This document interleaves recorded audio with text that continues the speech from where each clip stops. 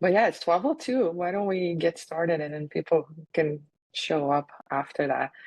I just wanted to start by thanking you, Donna. Like I know when I met you here at the event, you were super kind. Your section was amazing. I remember you brought books for the audience, which was really nice. Everybody was so excited to see you. I've been a fan for years now, and I remember reading your book and thinking, "Oh God, I gotta give this to my whole team. This is amazing." And I got a copy for them, even the audio, because some people are like out of different locations. And then it's like, you gotta listen to this. This is amazing. But if you can you give us an intro on who you are, what you do, a short intro about yourself, please? Yeah, absolutely. Well, first of all, thank you for having me. Muchas gracias. And it's good to meet you all.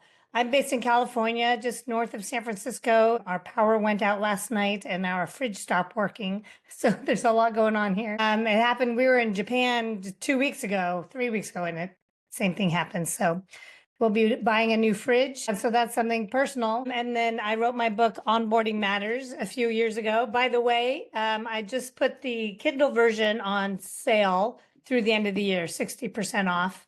So go ahead and pick up a copy if you're interested for yourself or others. But I specialize in helping companies deliver value as quickly as possible to new customers and then ongoing value to their existing customers with the idea that we get them onboarded, we get them implemented, then they're going to stick around and buy more. A lot of customers leave during that first year. We track a lot of churn numbers, but do we know when that churn is happening? And if you are able to identify that most of that churn is it happening in the first 3 months, 6 months, or first year?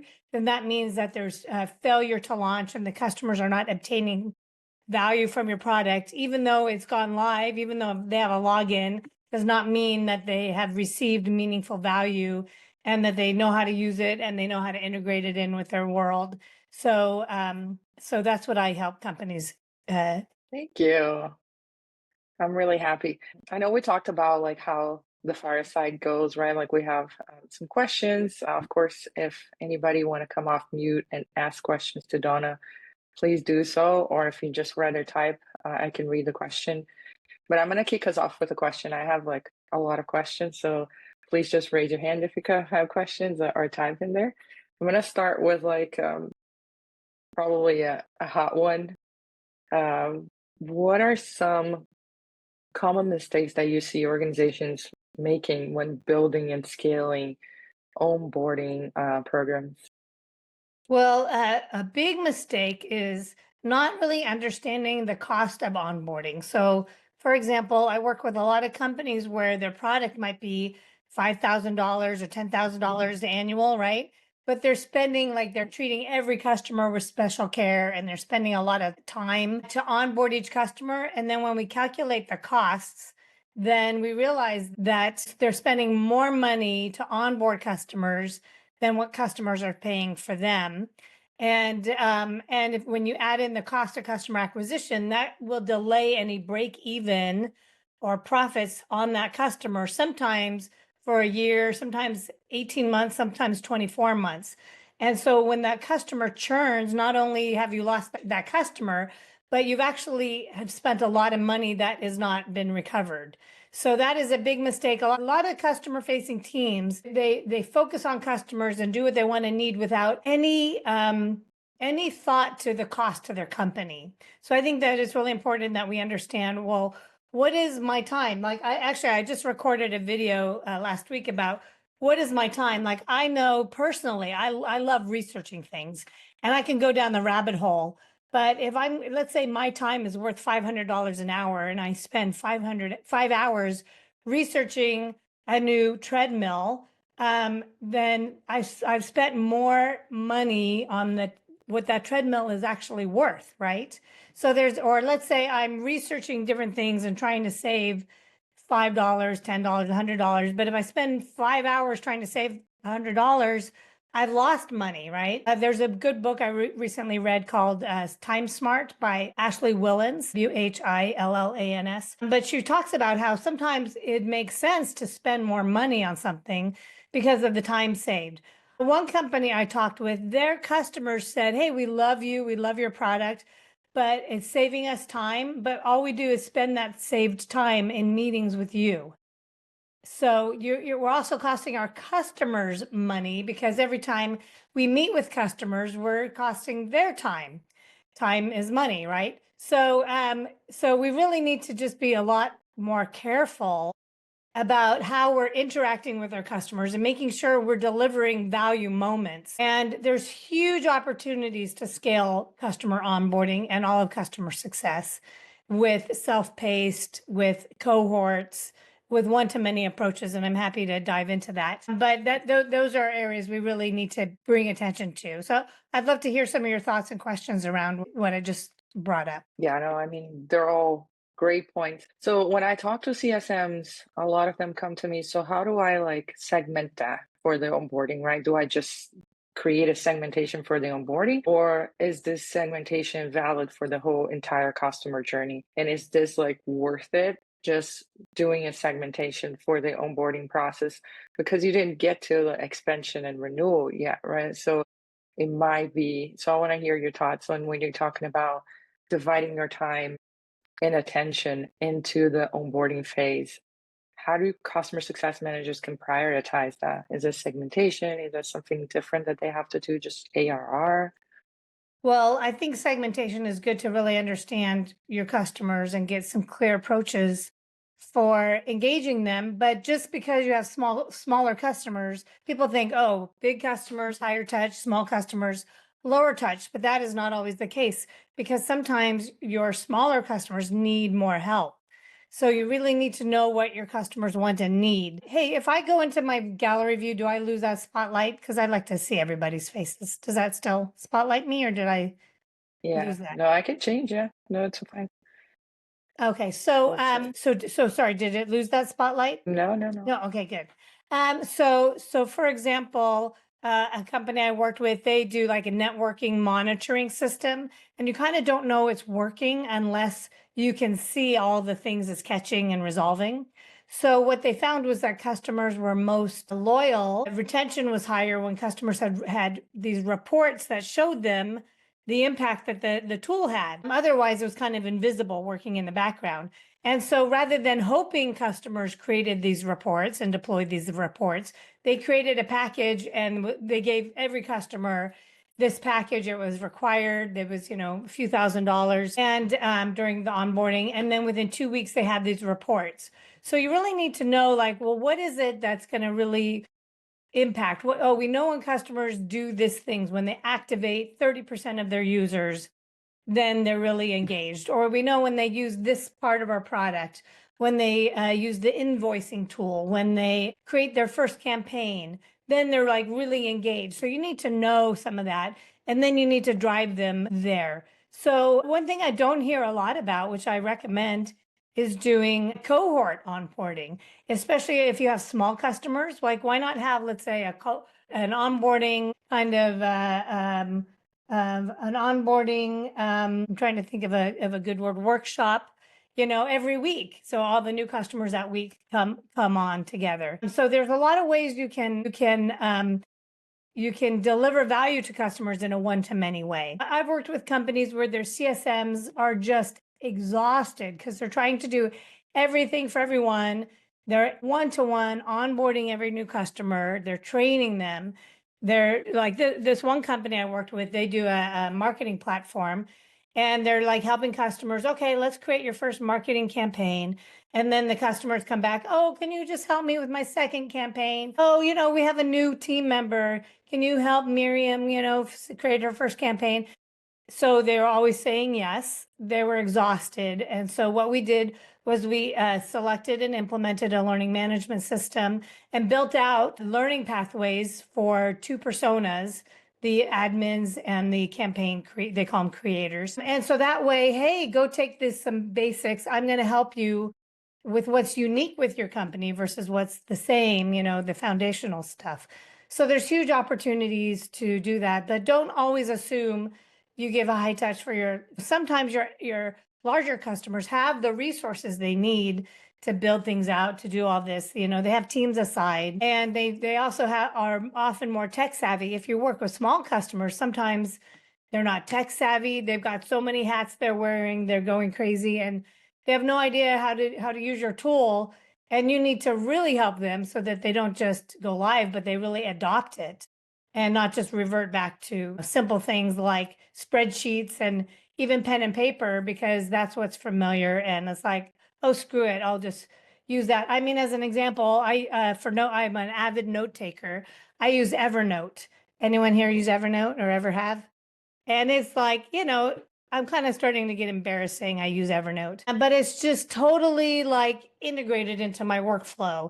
And it's too much pain to change. And I keep looking at one of my goals over the holidays is to watch some videos and really learn to use Notion. Anyone here using Notion? Maybe I'll schedule a tutorial with you. But it's like, it's not that it's hard to use, but it's a paradigm shift. And I have to not just learn how to use it, but I have to think about, okay, well, I use Evernote like constantly for my business and for my personal life. So I have to think about how can I use it without it being a cost, right? It can't slow me down, but that means I have to, it's different. And even though Evernote sucks in many ways, I'm stuck there. So that's what's happening with your customers too. They have their legacy systems. They may hate them, but they're so integrated into their workflows and it's too much pain, even though like the sales rep made a great case and even though your product's awesome, they'll revert. And I see that all the time. Exactly. You have to find what's the motivation, right? Like for you using Notion, it's going to make you more productive and it's like so the same thing for your customers. Like what's the motivation for them to conclude the onboarding? And some are like, I need to do this fast. I need to show results, especially for the people that are bringing in the tool to the company, right? They want to make sure that they brought in the right tool, the right solution. Yeah, there's a So cost. There's a cost. I mean, if you think about it on a personal level, there's tools like phone apps that are free. If we don't get immediate value from them, we don't use them. There's still a cost to learn how to use them and see if they're adding value. Even free things have a cost. And then there's our data being used of course. Sean, you have a question? Yeah, thanks, Donna, for sharing. My name is Sean Porcar, based in the San Francisco Bay Area. I don't know if we've had the pleasure of meeting, but it's wonderful, Yeah, good having to you, meet you. share your thoughts and knowledge with us this morning. I was wondering if we could go back to the point you were making about cost to serve, because I struggle with this, and I think a lot of success leaders do, especially as we've been in an environment over the last decade, give or take, where it was growth at all costs. And now most believe it to be retain at all costs. But I think what's most important, and the companies that get it are trying to figure out how to be more efficient. And I find that rarely when I speak with customer success leaders or even revenue leaders, they're talking about using customer success as a lever to maintain your gross margin, or maybe to improve your margin, right? Assuming all post-sales operations roll up to someone who can be held accountable for them, right? If you have solutions or support, et cetera, as part of that. And I'm wondering, in a world where, let's say for a moment, retention is respectable, is it an interesting or a practical move to say, okay, customer success team, like obviously you and the entire organization is focused on retention and growth. What we're going to do is shift towards measuring you based on your ability to maintain, very well, let's just say ideal, long-term customer value, but ideally keeping your cost to serve as predictable as possible, and thereby introducing margins that ensure that our business is at least cash flow neutral, if not starting to be cash flow positive. So I'm curious to hear your thoughts on that, because I feel like a lot of customer success leaders in this market would love to have that conversation, but the ones that really should aren't really able to actually have those discussions with the right people in the leadership team. Well, absolutely. I mean, I've been talking about this for quite some time about charging for customer success, that there's been a lot of just kind of, I hate the word delighting customers without regard to cost, and to the business, to the customers. So we need to be running customer success like a business. Prior to working in customer success, I ran customer education departments, and that is either you're a break even or your P&L, Yeah. profit and loss center.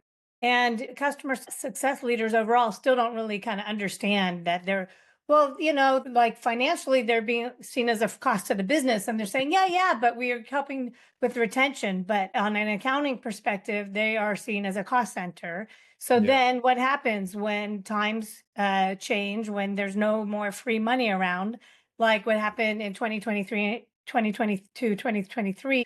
I heard somebody call it the great pause. CFOs and finance teams are looking at the numbers, they don't make sense. So we need to absolutely be at least a break-even center or a P&L with at least a small margin. It doesn't have to be a high profit center, but we need to be running as a business. So for example, when I was running one customer education organization, there are two things that I did to really deliver impact to the company. One, I had offerings that were single, we call them um, TCV, I think total. I can't remember. It's just a single charge. It wasn't a subscription, it's a one off. So I had these offerings. I was always trying to get the sales reps to sell them, and they wouldn't engage. And all I heard the leadership talk about was annual recurring revenue, right? Annual contract value. And so I'm like, well, I have to make a subscription product. So I made a subscription learning product, and guess what? The sales reps got comped more for recurring revenue Sure. rather than a one-off revenue. And so suddenly they were selling it, into all the accounts. Okay, great. So now they're attaching my product to all their sales. Awesome. Okay, so hey, CFO will not allocate that back to my team because it's subscription revenue. It wasn't education revenue, which was very annoying. But what I did was I tracked all of the value of the money coming in. And Right. so I could show that this is the value that my team has sold, and these are my margins. And so you need to be business owners tracking, what is it costing me to run my business?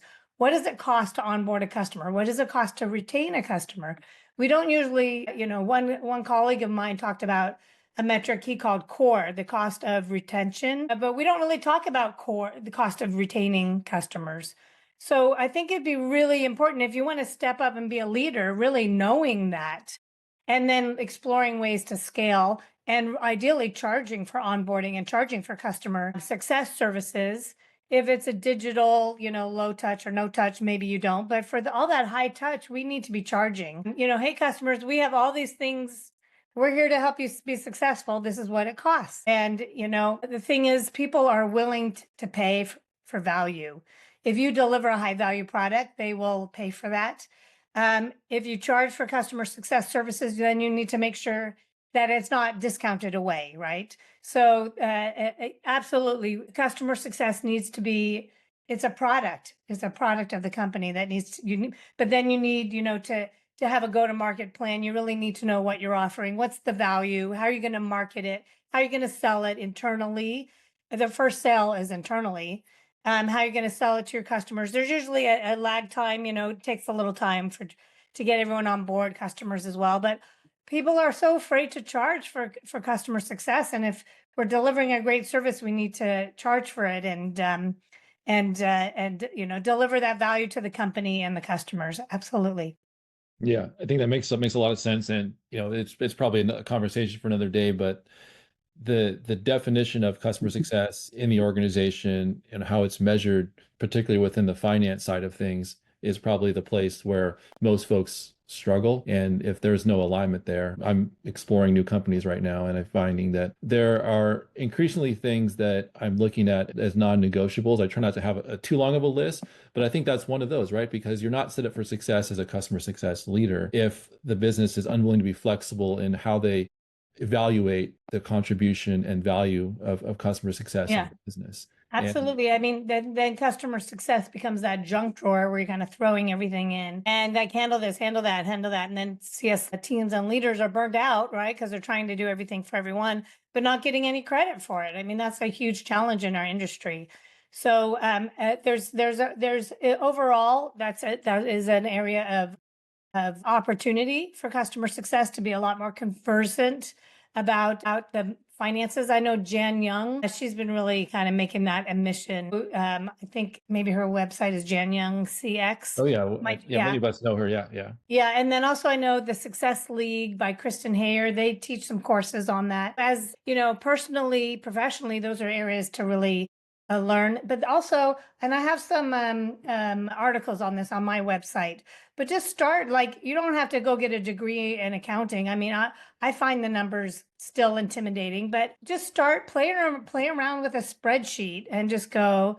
And if any of you want to do this, I'm happy to work through the numbers. Just go, hey, what is the cost of an hour of a person on my team's time? How many hours are they spending with customers? But you got to know the reality, not just, let's say during onboarding, oh, well, we have 3 meetings with customers, so that's 3 hours. No, it's not. There's data conversion. They're setting this up. They're spending an hour and a half.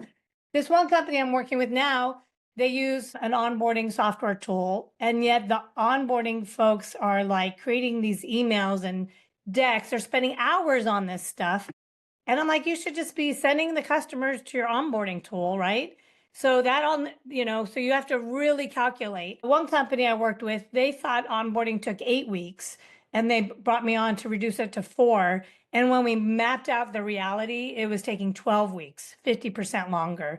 And they could not recognize revenue until their product went live. So they were delayed an entire month extra before they could recognize revenue. So by working together, we reduced that back down to 8 weeks, which brought in an additional $500,000 of recognizable revenue a year. So if any of those words seem unfamiliar, I do have a glossary on my website you can download. Just start, a great thing is just to start kind of doing some, like when I meet with clients, we'll kind of run these numbers. And, sometimes you just got to play, I have to always remind myself, we're just playing with numbers and seeing what we learn. Sometimes we looked at the cost of onboarding compared to the cost of their product, and we realized, well, actually, it's pretty good.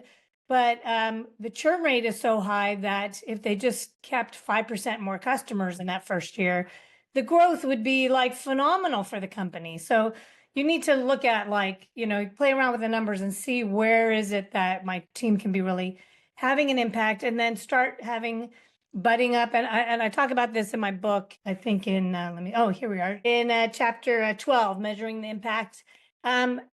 Start butting up with someone in finance and just go, hey, can you just help me make sense of my business?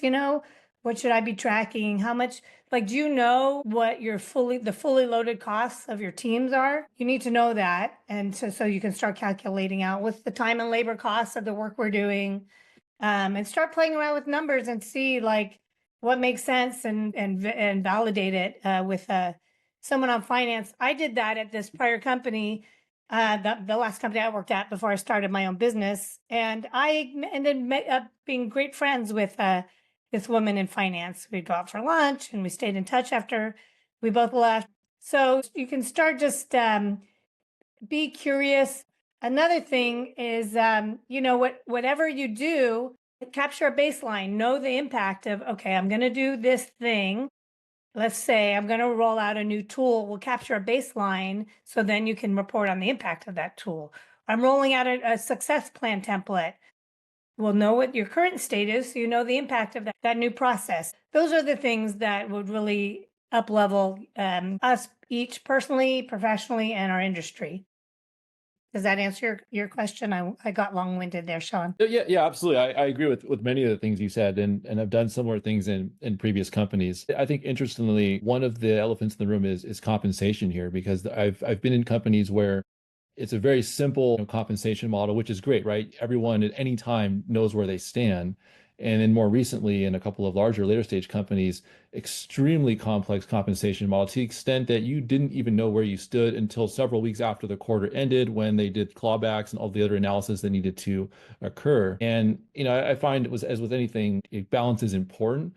but you've got to listen to what your leaders are trying to accomplish and what direction you're trying to go with the business, because it doesn't do anyone any good when they can't figure out how to prioritize. And at the end of the day, especially if you're goaling your success team around retention, growth, or some form of that, they're going to spend their time where they believe to be they are incentivized most. And nowadays, while that might be mostly on retention, I think many of us have realized over the past few years that we don't have as much control over that as we'd like to have for many different reasons, right? So I think, my previous, question and sort of the topic of conversation are very much intertwined, and compensation is one of those things that, we're going to continue to have to iterate as customer success leaders as we figure out, like, how do we goal our team and how do we incentivize our team to drive the behaviors that will lead us toward those goals and those outcomes we need to deliver. Well, it's important to know, like, what behavior are you trying to drive with customers, not just go live with your product, but what behavior do you drive that does almost, guarantee retention and then ideally expansion. And then rather than trying to do everything for everyone, really keep customers focused on those behavior changes. Yeah, 100% agreed. Yeah. Thank you. Thank you, Don, and thank you, Sean. I know we're at time, but I wanted to get your take on like trends you're seeing now that it's going to impact 2025, and what should we be looking for as we start the year, and even like up leveling things that we should be reading or doing. Well, I will just follow up on what we've been talking about. Start being curious and look at the numbers. I mean, I would say 2025 is the year for really understanding the numbers. More teams are being measured by numbers, and so things are moving in the right direction. I think that's going to get more solidified in 2025. Maybe pick up an accounting for dummies book over the holidays, or just start playing around with numbers, or invite someone on the finance team for a virtual coffee or a real coffee, to just start, get your brain thinking that way. Thank you. Yeah, and the cross function, it's also something really important, right? Like you're mentioning, don't be scared of the finance team, right? They're not there to get you. They're there to help, to support, just get to know them better. Do we have any more questions before we? Yeah, I can stay a few more minutes. What are your experiences from what we've been talking about so far? I'm in the middle of the exercise right now. Sorry, I don't know if you're talking to Priscilla, but I'm literally like on my other screen right now. There's a sheet and I'm literally playing with the numbers with finance in an active moment right now. And we're struggling with the onboarding. So we just had that conversation right before this meeting where I'm struggling to justify. I wrote it in there. I rolled it under, I charged a premium for the actual product, and I included those onboarding numbers in there. Do you think that would be a bad idea? Because if I'm including it in the structure price, it's not getting noted as onboarding. And am I shooting myself in the foot by making it a part of the overall product part? Well, I would say, I mean, it all depends on what makes sense, like for your company and your customers. But I would see how you can get that allocated back to your team.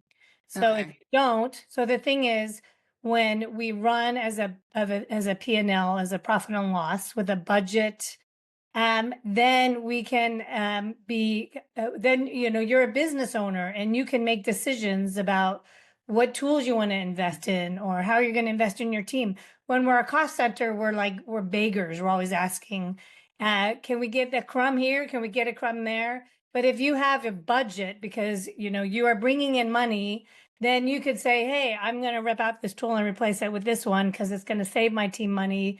And then we can onboard and enable more customers without additional hires. Like those are the kind of conversations you can start having. So you need to get it allocated back to your team so you can then be that business owner making decisions about your team, because you have a budget that you get to spend during the year. Yeah, I'm pulling it out. I'm just pulling it out now. And then, like I said, I'm happy if any of you want to meet and go over things like the cost of customer onboarding. So can I get the emails of folks in this, and I can send out a few articles I wrote. So you'll share the emails? Yeah, of course. That works for you guys. So I'll send you a few articles I wrote on this. There's one on experiments and there's on the cost of onboarding. And then I have a spreadsheet, and we'll just get together and play with numbers and see what the numbers show. So what we learn. Yeah, it'll be fun. Donna, thank you so much for staying a little longer also and for answering all of our questions. That Do you was want to share anything? Yeah, right. It's usually we do it fast and live. That's how we do it here. Do you want to share anything like how folks can find you other than website and LinkedIn? If there's anything in addition that you want to add, things are no, coming up just next year. I post videos on LinkedIn every Thursday, and I got a lot of resources on my website. And then just let me know how I can help you. I'm always happy to have a short chat and see what I can do to be of help. I love delivering value to you, so you can deliver value to your company and your customers. And wishing you all a Feliz Navidad y Prospero Año Nuevo. Thank you so much. I hope you get some rest. I first need to I get can a new share the fridge. website. Yeah, for the website. I can post in a Slack too. We also have a Slack channel where I'm gonna put the links here in the call Oh, notes great. so everyone that couldn't join can see it. And then we're gonna put the recording on our YouTube channel. So we have lots of ways for people to find the resources. That's why we do it live, but we repurpose the content later. Perfect. I'm hoping you all have a great holiday season. I know this is the last fireside chat for the year, and we had to close on a high note. Of course, we brought in Donna, and she was very kind and said yes right when I asked her. So I appreciate her time. I appreciate everyone showing up. I know you're all trying to close the week, the holiday, the year with your companies. And I appreciate if you have any questions, post it on Slack. I'm going to share with Donna the emails from people that joined so she can share the resources. And we'll talk soon. Lovely. Happy holidays, Yeah. everyone. Thank you. Thanks for making time to connect. Thank you. Thank you all. Thank you. Happy holidays.